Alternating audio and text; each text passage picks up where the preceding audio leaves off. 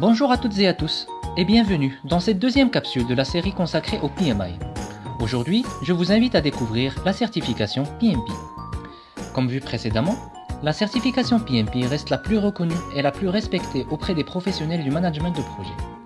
Elle atteste que le titulaire dispose des compétences nécessaires à la gestion de projet selon le référentiel du PMI, qu'il maîtrise l'ensemble des outils et techniques et qu'il est en mesure de piloter des projets complexes en alignement avec la stratégie de l'entreprise. Être certifié PMP signifie également parler un langage standardisé avec une communauté de près de 650 000 certifiés à travers le monde. Contrairement à la majorité des certifications délivrées par d'autres organismes, le PMP a une durée de validité limitée à 3 ans.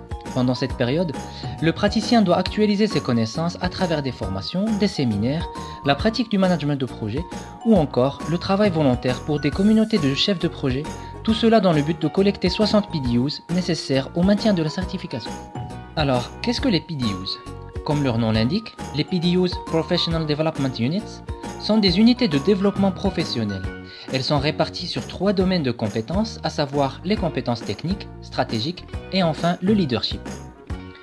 Afin de maintenir leur certification, les détenteurs du PMP ont plusieurs moyens d'obtenir des PDUs, à savoir les cours et formations, les séminaires et événements organisés par les branches locales du PMI, du e-learning, l'apprentissage informel, la rédaction d'articles, l'animation d'ateliers, le partage de savoir-faire ou encore le volontariat au sein du PMI. Ce système de PDUs vise à assurer une dynamique de partage entre les professionnels du métier ainsi que le développement continu de leurs compétences.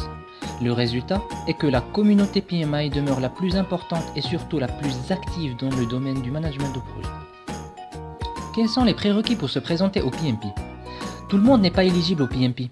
Pour pouvoir se présenter à la certification, le candidat doit vérifier les critères suivants. Avoir au minimum 4500 heures d'expérience dans la gestion de projet, signer le code d'éthique du PMI ainsi que le code de conduite professionnelle, puis suivre une formation d'au moins 35 heures en gestion de projet, idéalement dispensée par un PMP. À défaut de ces prérequis, le candidat pourra néanmoins se présenter à la certification CAPM destinée aux débutants en matière de management de projet. Une fois la candidature envoyée, le PMI procède à des audits de dossier pour vérifier l'exactitude des informations et la compatibilité du profil. Alors, à quoi sert la certification PMP ? Le PMP offre de nombreux bénéfices dont nous citerons les principaux. Détenir un savoir-faire reconnu à l'international, maîtriser des pratiques standardisées avec plus d'1 demi-million de certifiés PMP à travers le monde, être inscrit dans la base mondiale des personnes certifiées par le PMI, améliorer les performances de vos projets, prendre part aux séminaires, formations et autres événements organisés par les branches locales du PMI, bénéficier d'une mise à jour permanente des compétences grâce au système de PDUs, tirer parti des possibilités de réseautage au sein de la communauté, profiter de la large base de données de procédures et de templates du PMI.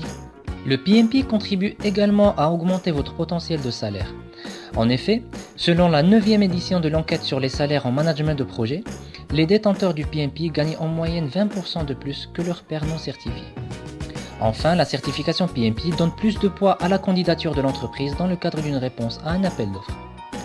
Afin de vous aider à mieux préparer la certification PMP, je vous invite à regarder ma prochaine vidéo qui fournit une liste de conseils pratiques pour passer l'examen. Ce sera tout pour aujourd'hui, je vous invite à consulter mes articles sur mon blog que vous voyez sur votre écran. N'hésitez pas à m'y laisser vos commentaires ou à m'envoyer vos questions, remarques ou suggestions sur mon adresse mail ou sur mon profil LinkedIn. Je vous remercie.